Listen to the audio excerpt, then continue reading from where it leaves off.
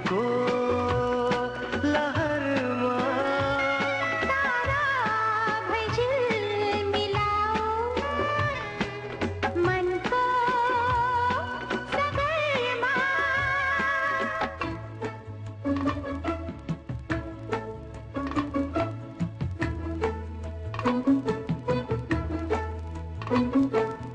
माया नै हो ठुलो धर्म साईराम साईराम हे साईराम साईराम मर्नु बाँच्नु मान्छेको करम साईराम साईराम हे साईराम साईराम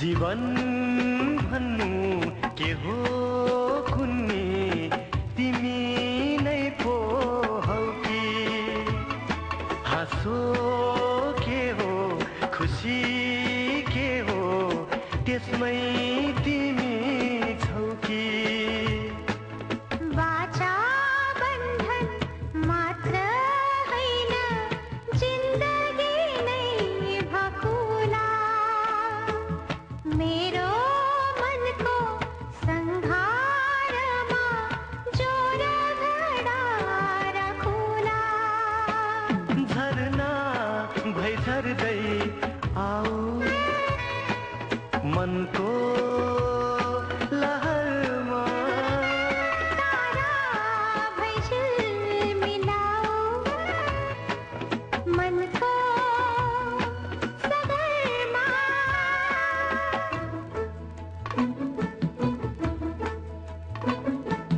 माया नै हो ठुलो धर्म साईराम हे साईराम साईराम हे साईराम मर्नु बाँच्नु मान्छेको करम साईराम हे साईराम साईराम हे साईराम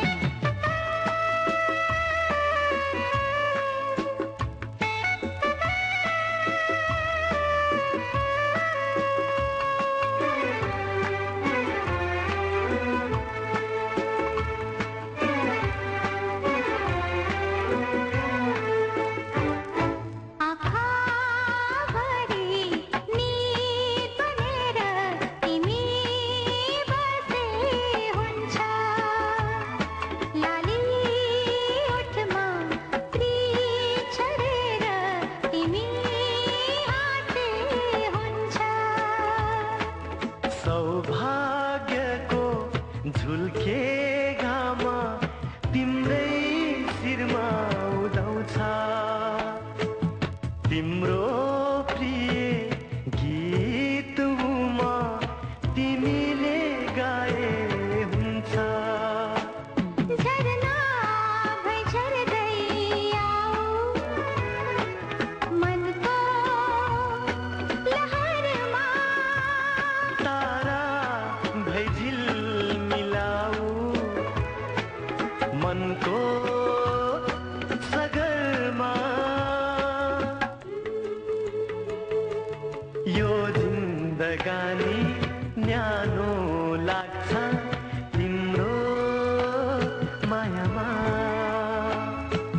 पिपलुलाई शान्ति मिल्छ बरको छायामा झरना भई झर्दै आऊ मनको लहरमा तारा भैझिल मिलाऊ मनको सगरमा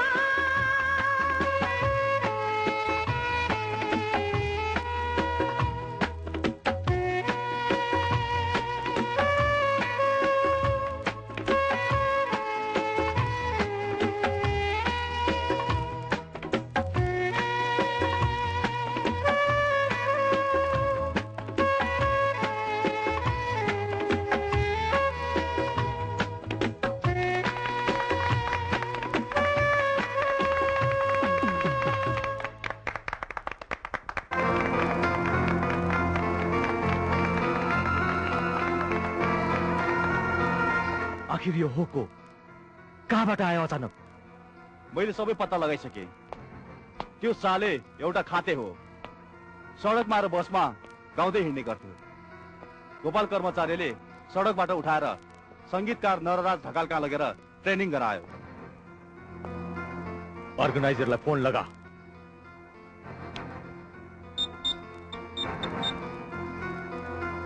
हेलो, त्यहाँ दिपकीलाई दिनुहोस् त। हाम्रो कुन्दन सर कुरा गर्नुहुन्छ अरे। दीपकजी, म तपाईँलाई एउटा कुरा गर्न फोन गरे।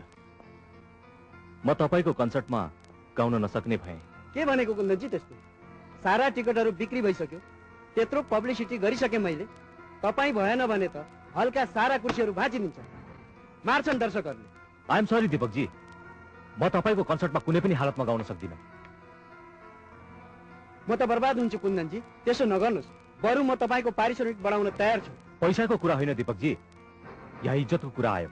इज्जतको कुरा? मैले बुझिनँ नि कुन्दनजी। तपाईँको सोमा एउटा नयाँ गायकले गाउँदैछ अरे। के नाम रे त्यसको? रामकृष्ण। त्यो रामकृष्ण भनेको हिजोसम्म बस पार्कमा सडकमा गाउँदै नाच्दै हिँड्थ्यो होइन?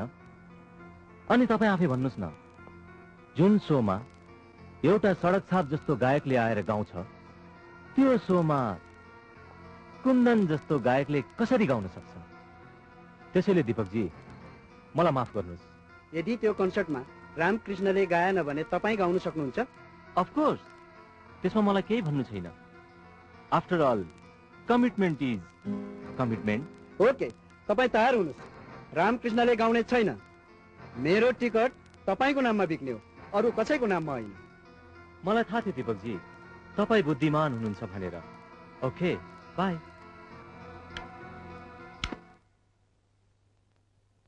दादा, तपाईँले के गर्नुभएको? एउटा नयाँ प्रतिभालाई प्रोत्साहन पो दिनुपर्छ त। सङ्गीता, तिमी यो सब कुरा बुझ्दैनौ। किन नबुझ्नु? तपाईँ जस्तो एउटा एस्टाब्लिस कलाकारले एउटा नयाँ प्रतिभासँग डराउनु पर्ने कारणै के छ र? सडप सङ्गीता, म किन डराउने? कस्ता कस्ताले त मेरो अगाडि पानी पिउन सकेनन् भनेदेखि यसमा डराउनु पर्ने कुनै कुरै छैन। यहाँ कुरा छ इज्जतको। जुन सोमा एउटा माग्नेले गाउँछ, त्यो सोमा म कलाकार कहिले पनि माग्ने हुँदैन दादा। जसलाई सरस्वतीले आशीर्वाद दिएको हुन्छ त्यो त सबभन्दा धनी मान्छे हो। रामकृष्णको विगत जेसुकै होस्, त्योसँग तपाईँलाई के को सरोकार? इट्स इनफ सङ्गीता, म देख्दैछु आजकल तिमी बढी बोल्न थालिरहेकी छौ। त्यसैले तिमीलाई केही पनि थाहा छैन। म जे गर्दैछु त्यो मलाई राम्ररी थाहा छ। त्यसैले तिमी मेरो कुरामा इन्टरफियर गर्ने कोसिस नगर। तपाईँ बेकारमा आफ्नो समय र मेहनत खेर फाल्दै हुनुहुन्छ। प्रतिभा भएको मान्छेलाई यसरी कहिलेसम्म छेक्ने दादा? तपाईँले उसको लागि एउटा बाटो बन्द गर्नुहुन्छ, तर उसको लागि अर्को बाटो खुल्छ।